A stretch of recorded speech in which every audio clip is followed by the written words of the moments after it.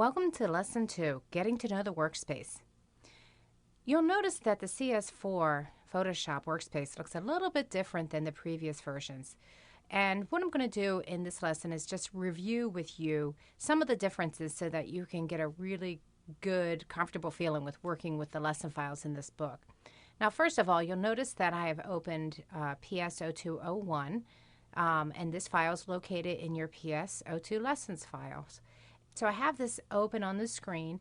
You'll see the toolbar down the left. You'll see something new, which is called an application bar across the top.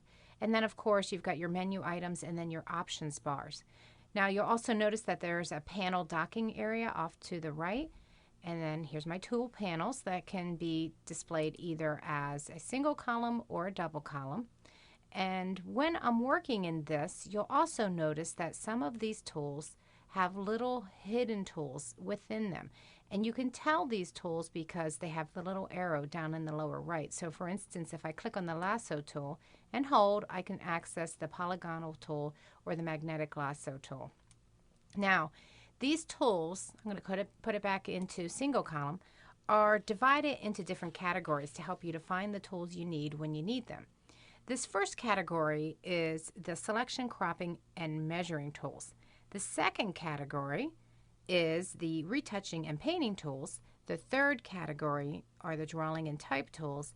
And then, of course, the fourth category are the new 3D tools and some navigation tools. Now, I'm going to go ahead and select the blur tool and then select the smudge tool that's underneath. Now, notice when I select this tool that my options appear differently here than they did with the lasso tool. So let me go back.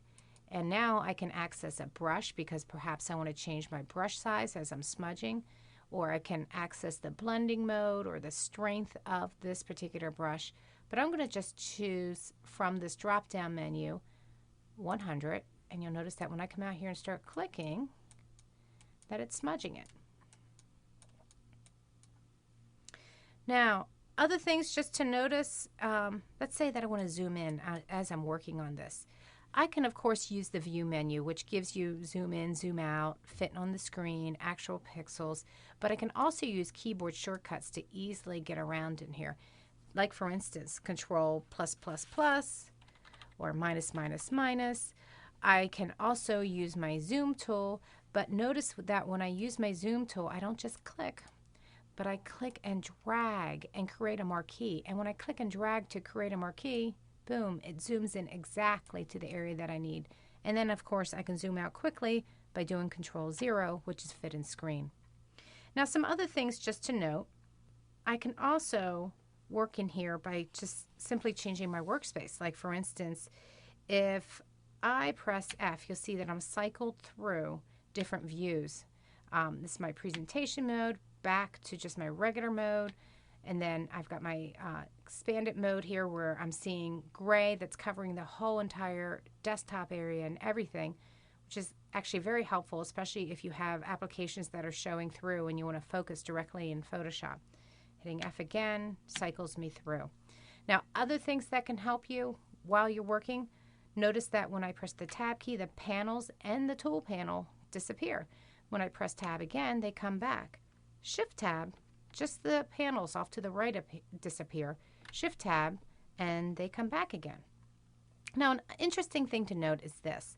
If I press Tab and I just cross over where the Tools panel was, you'll notice that it appears. I can pick the tool I want, and then I can go back to work. If I cross over to the right and I just kind of pause here for a minute, you'll notice that the panels appear again. Cross out, and they go away. So again, you can work really neatly in here. I'm going to press Tab again. Now, other things that I can do, let's say that I want to open up another image. I will choose File, Browse and Bridge, open up a second image, and notice how in Windows Vista, everything is tabbing here. Now, you might not see this on the Mac OS.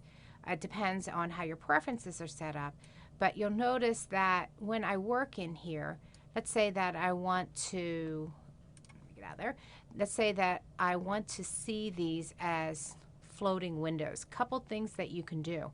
One is you can simply click and drag to float a window, or you can drag it back up to drop it back in. Now, notice that when I drag this out and I try to put it back in, you'll see it highlights in here so that I can see that I am tabbing it to the other window. What I can also do is take advantage of the Arrange Documents icon up in the new application bar and simply choose to up if I want to see both at the same time.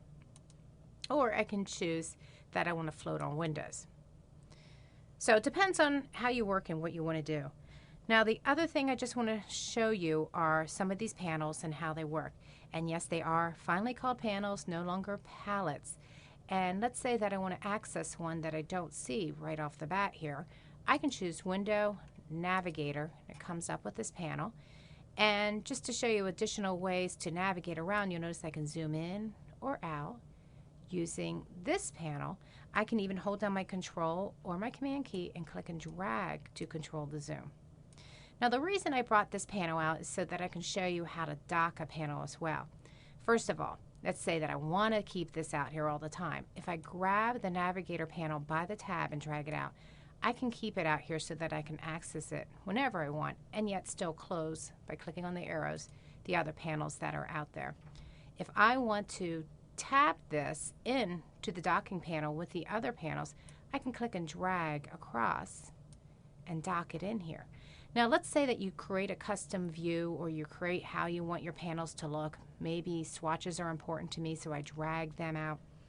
I can easily come in here and choose Window, Workspace, and say that I want to save this workspace.